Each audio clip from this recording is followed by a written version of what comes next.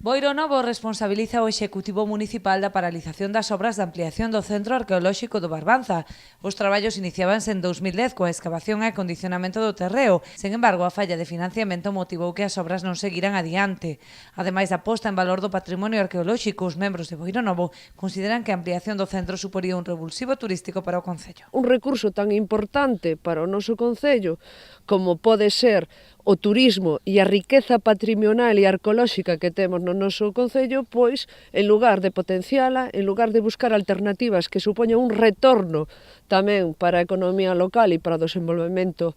do noso concello, pois o teñamos aquí totalmente abandonado, cando vemos que 8 anos despois unha infraestructura, unha obra pública que podría generar recursos para o noso concello, pois en lugar de tela en funcionamento e ser un atractivo turístico para o noso concello, o que temos é unha poza, o que temos aquí un burato no medio do monte, donde só serve para criar maleza, só serve para dar unha imaxe negativa do noso concello e un dos enclaves tan importantes como para o noso concello como é os castros de Neixón.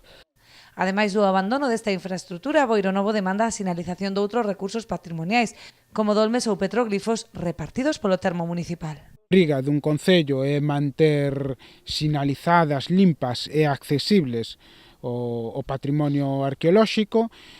Por un lado, é para que este poida ser facilmente visitable as visitas, pero logo por algo todavía máis serio é que non pase como ten pasado outros anos e que a maleza que recubre o noso patrimonio arqueolóxico, os petroglifos, por exemplo, pois sexan dañados por incendios nos veráns que se repiten con demasiada frecuencia.